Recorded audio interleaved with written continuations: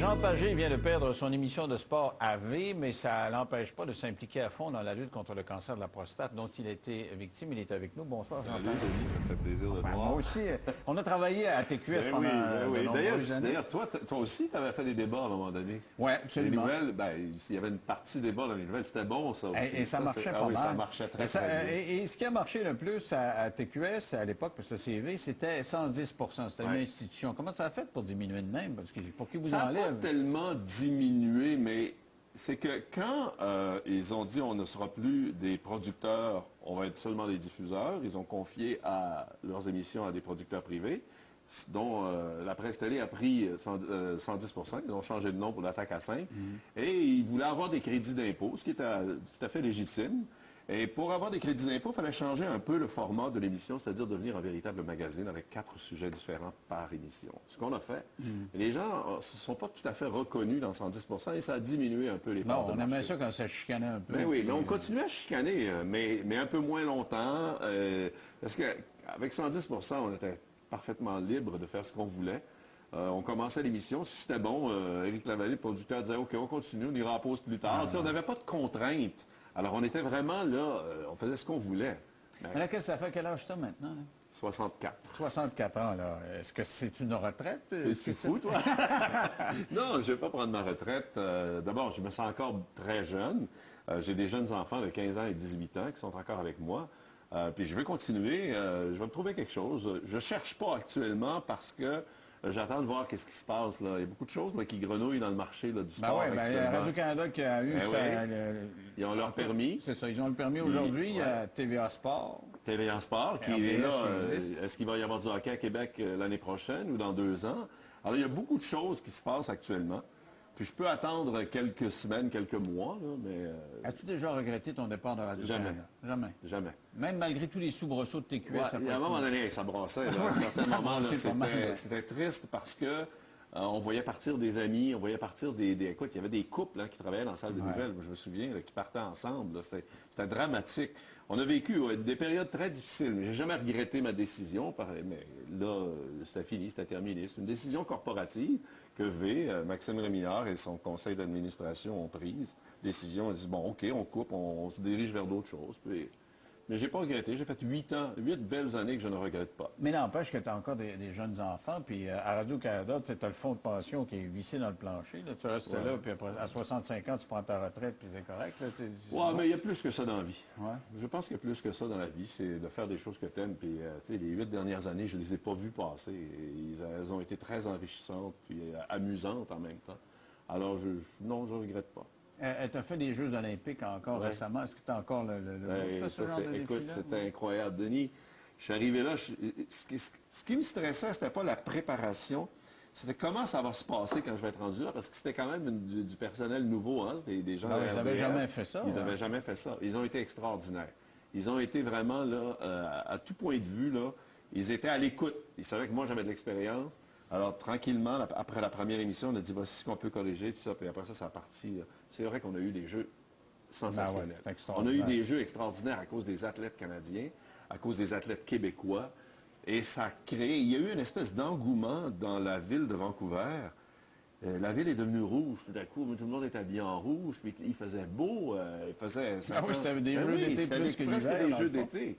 Alors, il y a eu tout ça là, qui a fait que les Jeux de Vancouver ont été un succès. Moi, j'avais une critique à apporter là-dessus. Ouais. C'est qu'il y avait, à chaque début d'émission, il y avait un zoom de caméra. Tu vois, la caméra qui rentrait, puis tu avais un beau plancher blanc. Il y avait un scratch sur le plancher. On voyait, à toutes les fois, on voyait ça, c'était bien beau. Un petit scratch sur le plancher. Avec la télévision haute définition, tu voyais juste ça a permis aussi de égratignures. La télévision haute définition, elle est super ralentie. Quand tu voyais le gars sortir du tremplin, là, puis les skis ballottaient comme ça au vent, les ralentis au hockey, là, quand le joueur freinait, la neige qui revolait, on voyait presque la formation du grain de neige, les rondelles qui s'en venaient. C'était vraiment des jeux de l'Internet. Hein? C'était les premiers jeux vraiment là, de haute technologie. Et ça a ouvert la porte à... Moi, dans le studio, j'avais un ordinateur portable, Denis. J'ai jamais eu de feuille... j'avais des feuilles de papier pour prendre mes notes à moi, là. Mais j'ai jamais eu de cue-sheet, j'ai jamais eu rien. On avait tout ça sur ordinateur. S'il y avait un reportage qui s'en venait, préparé par, disons, Alexandre Despatie, j'allais sur mon ordinateur, je pouvais voir le reportage, je pouvais entendre ce que lui disait dans le reportage pour pouvoir préparer ma présentation. Et des fois, le journaliste me donnait des notes sur l'ordinateur quand il l'avait fait, là, un mois avant. Là, il avait mis quelques notes pour la présentation. On est loin de la soirée du On hockey est avec loin. René Le Cavalier, Jean-Maurice Bailly et Jean Pagé. Là, On quand a tout était tellement bien après fait. eux autres, là. On a tellement fait. Mais j'ai été 17 ans à soirée du hockey. Mais on a tellement fait des choses incroyables. Puis ça s'est tellement évolué vite. Là. Et Jean a aussi un autre point commun avec moi. On travaille tous les deux à CGMT à Chicoutimi. Je suis à la passé en moto, je suis allé la semaine dernière faire une tournée au Saguenay-Lac-Saint-Jean, puis dans Charlevoix. Je suis passé devant le 365 Racines et ça m'a rappelé beaucoup, beaucoup de choses, des souvenirs. C'est vrai que c'est des beaux Ouais, souvenirs. des beaux Maintenant, souvenirs. comment va la santé? Parce que tu es devenu, avec les années, porte-parole de la lutte contre le cancer de la prostate. La Fondation Procure. Est-ce que ça va bien? Ça va super bien. Ça va super bien. Je peux dire à Laurent, il va être content. Là, tu vas y en parler tantôt. Que je suis allé passer un autre test cette semaine. Je suis allé à l'hôpital. C'est mon fils qui insistait pour que j'aille. Je suis allé faire une prise de sang pour voir comment ça va. J'en passe régulièrement, puis ça va très bien. Moi, ça fait 14 ans. William il est un peu notre symbole parce qu'il y avait 10 mois quand j'ai été diagnostiqué. Et aujourd'hui, il y a 15 ans, il est plus grand que moi. Ouais. Et il est souvent avec moi, puis c'est un peu le symbole de cette lutte-là contre le cancer de la prostate. Parce que lui, à 10 mois, là, il fallait que je me batte pour qu'il puisse passer du temps avec moi, pour qu'il puisse vivre une vie normale. Et j'ai été bien traité, j'ai été bien soigné. Et c'est la preuve que le cancer de la prostate peut se contrôler, peut pas se guérir, mais se contrôler. Mais il faut le détecter. Alors, justement, tu nous as amené Laurent Proulx, qui est un gars en forme, triathlète, c'est ça? Très en forme. Très, très, très en forme. Il vient de courir le marathon de Boston, Laurent. Alors, Laurent, vous l'avez appris comment, là, que vous aviez... C'est un bilan de santé annuel. Bilan de santé annuel, ça faisait depuis l'âge de 40 ans que je faisais des bilans de santé. Donc, c'est une prise de sang, ça, là. Prise de sang puis le toucher, les deux, là, c'est de façon annuelle. Puis, bon, un verdict un peu élevé au niveau du PSA. On m'a demandé de passer une biopsie. Alors, je suis allé passer une biopsie après ce diagnostic-là. Puis, un mois et demi plus tard, on m'apprenait que j'avais le cancer de la prostate. J'avais 48 ans. Alors, c'est comment on réagit quand on se fait ça? On se dit, moi, je suis en forme, je faisais des triathlons. Je m'apprêtais à courir le triathlon Ironman de Lake Placide.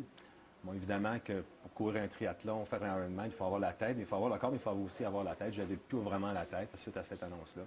Puis on se dit, mais qu'est-ce que j'aurais pu faire de plus pour ne pas avoir ça? Surtout quand on est en forme, je suppose que vous faisiez attention à votre alimentation. Évidemment. Alors, donc, ça touche tout le monde. Hein? Ça peut frapper n'importe qui. Et il n'y a pas de symptômes. Il n'y a pas de symptômes, aucun. Le tueur silencieux. Et c'est pour ça que c'est important d'aller passer un test de dépistage. Vous n'avez pas mal au ventre, rien. En J'allais allant uriner des fois, rien. Du tout. C'était bilan de santé annuel. Puis moi, on m'a dit même au niveau de la biopsie, on va passer une biopsie dans 2 semaines. Moi, j'étais convaincu que lorsque je suis allé pour le résultat de la biopsie, j'étais convaincu que je n'avais pas le cancer. Vraiment convaincu. Puis lorsqu'on me lance, j'étais avec ma conjointe Josée. C'est l'annonce où les gens tombent à la renverse. Pour moi, ça, c'est vrai. Hein? Ouais. Le commercial, là, quand les gens tombent à la renverse, c'est comme un coup de massue dans le front. Puis là, tu te dis, qu'est-ce qui arrive là? Dans ma vie? Là, tu vois le film de ta vie, puis tu vois la fin. Là. Mais, regarde, lui et moi, on est la preuve que ça peut se guérir. L'avez-vous anticipé la fin? Vous avez-vous dit, bon, ben, tout d'un coup, il y a 30 ans? Non. C'est venu par moment. Je vous dirais que c'est là l'idée du tour qu'on va organiser. C'est des hauts et des bas. Hein. Surtout, moi, je pense que j'avais quand même une bonne préparation physique pour l'opération qui était pour arriver. Mais au niveau psychologique, un cancer de la prostate, ça touche la masculinité. On parle beaucoup d'aspects masculins. Alors, c'est sûr qu'on a des doutes avant de se faire opérer, puis on nous met ça aussi assez gros. Alors, pour moi, c'était ça, la gestion de ces doutes-là. Et justement, l'opération, là, c'est qu'une fois qu'on se lance là, et que ça se produit, après coup, comment vous vous êtes vu vous-même? Moi, j'avais un objectif quand je me suis fait opérer au mois de novembre. Un athlète, ça a des objectifs. Oui, c'est ça. Effectivement. J'étais fixé comme objectif de courir le marathon de Boston, de ne pas avoir un différentiel trop grand par rapport à ce que j'avais couru l'année d'avant. J'avais couru en 3h28, je l'ai couru en 3h33. Difficile. C'était difficile. Les dernières côtes du marathon de Boston, je ne pensais pas qu'il y en avait l'année d'avant. Cette année, j'ai trouvé très difficile. 3h33, il n'est pas content. On ne le fait même pas. Non. OK, alors on va faire une pause au retour. On va parler des conséquences, puis comment on prend ça à moyen et à long terme dans 3 minutes. À tout de suite.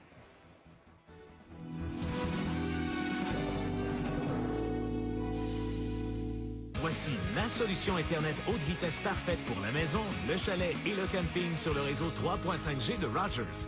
Il suffit de brancher la centrale sans fil, pas besoin d'un technicien. Disponible chez Norcom, votre concessionnaire autorisé Rogers.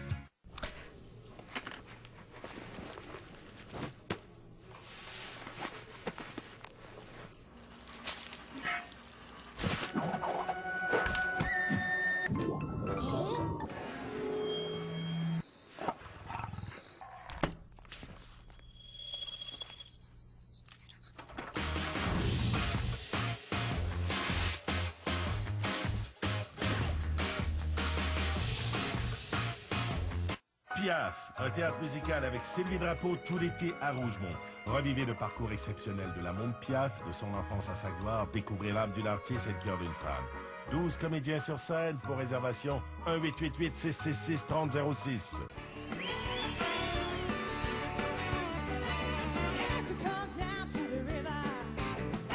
Pour une dernière année, Showtime, salle Giancarlo Thompson, très applaudi, très Trois-Rivières.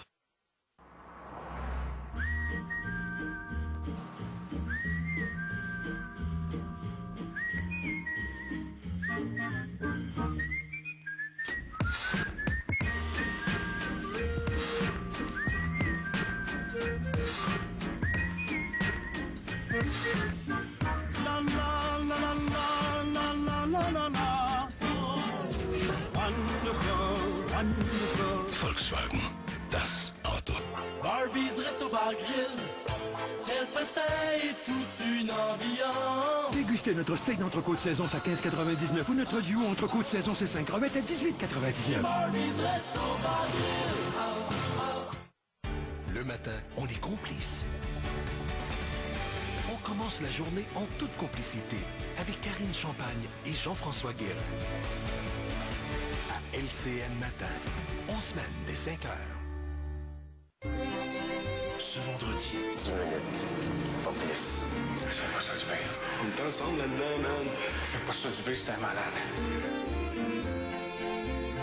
Le négociateur, ce vendredi 20h à TVA.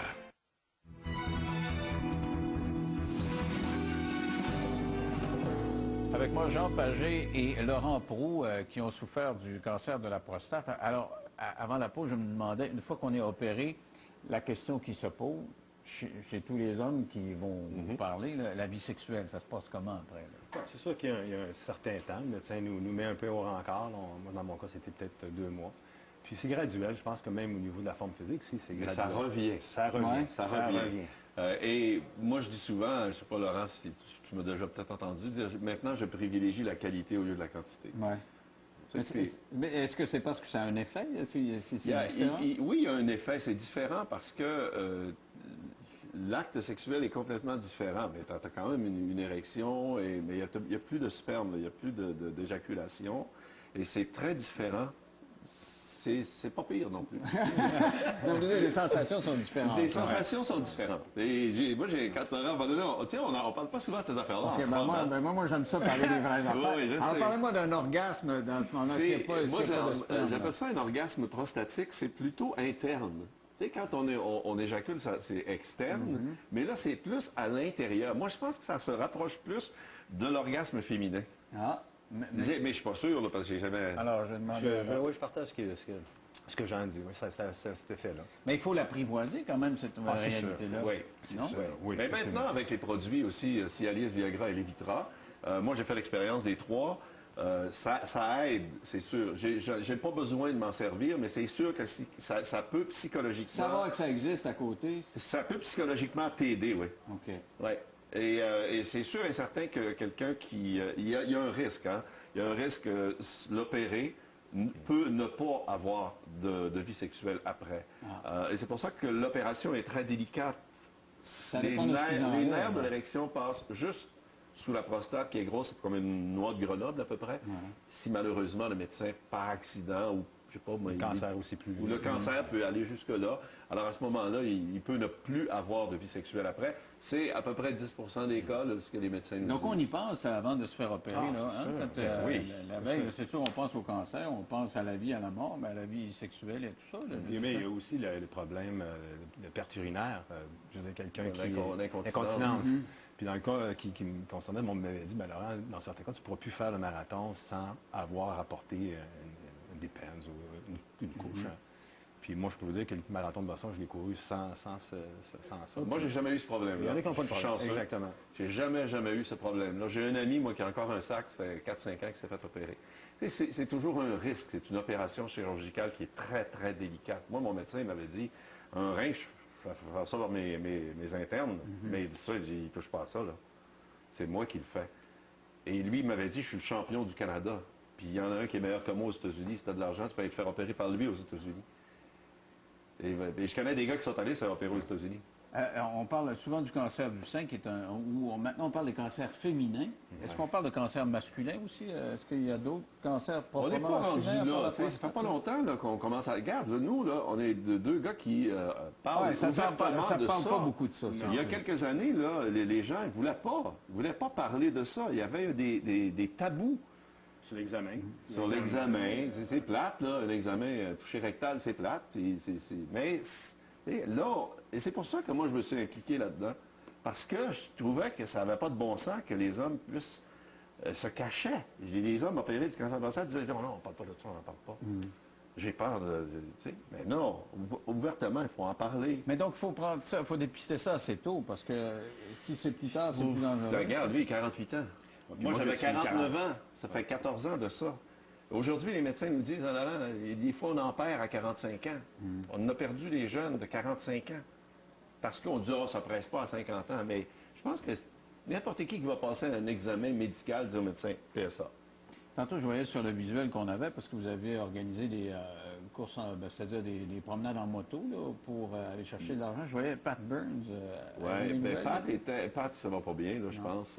Les dernières nouvelles que j'ai eues, moi, de Robin. Robin est avec nous sur le comité. Regarde, on le voit, le Pat, c'était notre premier président d'honneur. La première marche, il y a 4 ans, sur la montagne.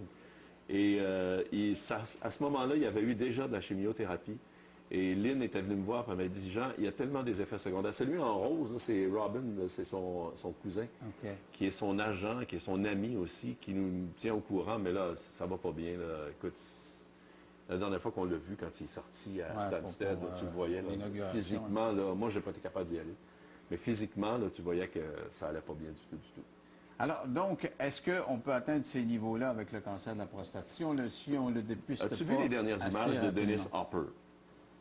J'ai vu les photos. 74 ans, acteur, Easy Rider, un film qui a marqué notre enfance, à nous autres, à tout le monde, notre adolescence. Écoute, il n'a pas été prêt à temps. Il était vraiment là, en phase terminale à 74 ans. C'était un cancer de la prostate. Quand ça sort de la prostate, ça s'en va dans les os. Et à ce moment-là, c'est irrécupérable. Donc, l'importance du dépistage, c'est faux. C'est important de... Très, très, très important. Là, vous organisez parce que vous financez quoi, là? Est-ce que vous organisez vous financez quoi? Là? Il y a 4 ans, c'est Robin, justement, qui est venu nous voir avec Father John Walsh chez Procure, puis ils nous ont dit, il faut organiser. Il y a 5 ans, il faudrait organiser quelque chose pour les hommes, par les hommes. Alors, on a décidé une marche. C'est pas très original, mais bon. Et parce que ça nous prenait un événement grand public pour en parler. La Fondation existait depuis 5 ans. On faisait du travail, la biobanque, c'est très important. On a une biobanque aussi.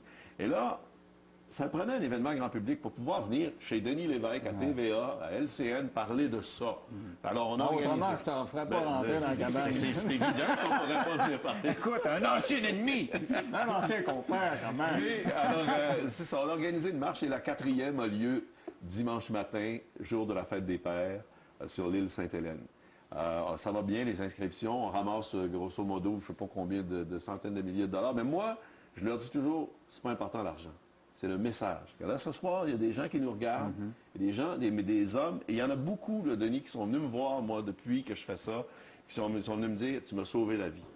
Je commence à être, j'ai entendu une entrevue, j'ai lu quelque chose, je suis allé consulter un médecin, puis j'avais un cancer de la prostate, puis ils m'ont opéré, puis ça fait 5 ans, ça fait 8 ans, ça fait 3 mois. Et Laurent, vous organisez une nouveauté, justement, à ce niveau-là. Justement, on avait organisé un tour cycliste parce que les gens de mon âge qui peuvent être affectés par cette maladie-là, on essaie de se dépasser. Donc, c'est un tour cycliste sur 3 étapes. Il y a 2 étapes demain, samedi, à Morin-Nice. La première, c'est un prologue de 3,1 km, une montée, où chaque cycliste va être mesuré, un peu comme le cancer, la prostate, où on mesure les gens, où on diagnostique. L'après-midi, on va classer les gens par groupe et ils vont partir pour une épreuve de 55 km avec des montées et des descentes. Un peu comme après une annonce d'un cancer de la prostate. Ça a l'air qu'il n'a pas fait ça facile. Hein? Non, oui, un triathlète en plus. Ouais. C'est un bon challenge. Et dimanche, on rejoint la marche. On va être à l'île Notre-Dame sur le circuit Gilles Villeneuve. Un contre-la-montre en équipe où les gens vont se tenir puis vont essayer de terminer ensemble. Et après, ils vont venir nous rejoindre parce que nous, la marche de 5 km va être terminée. C'est une espèce de pique-nique. On a de la bière. C'est les gars qui organisent ça. Es-tu capable de marcher tout ça tout seul? Ben voyons donc. mais, parce que là, il y a un athlète à côté. Là. Non, mais lui, il est impressionnant. Là. Mais écoute, c'est le fun que c'est Laurent qui généreusement est venu nous trouver pour nous proposer ça. Et là, on a dit, c'est une idée géniale. On va se démarquer des autres marches. On va avoir la marche du courage, le tour du courage. Puis l'année prochaine, je vais organiser une randonnée en moto la même journée, le matin de la fête des pères, la randonnée du courage. Et tout le monde se rassemble à la fin. Lui, les cyclistes sont hyper généreux. On a été surpris. Laurent a ramassé plus de 100 000 jusqu'à maintenant. Alors, je vais vous souhaiter bonne chance et je vous félicite de vous impliquer comme ça parce qu'on l'a dit tantôt, il n'y a pas beaucoup de monde qui en parle. C'est vrai. Mais quand on a été bien traité... Il y en a plus maintenant, il y en a plus qu'autrefois, mais encore, c'est quand même pas beaucoup de monde. Merci à vous. Je peux-tu faire ça, moi? Oui, 2 secondes. T'es pas à 110 là. C'est pas ad vitam aeternam. Merci. Tu veux dire quelque chose? Hein? Merci. Merci. OK. Alors, là, on parlait de cancer. Il y a le jeune Marc-André Fortin, gagnant de Star Academy, qui lutte contre un cancer. Et dans son cas, il s'agirait d'un cancer de la langue, imaginez-vous. On en parle avec Pascal Boulanger. Voilà.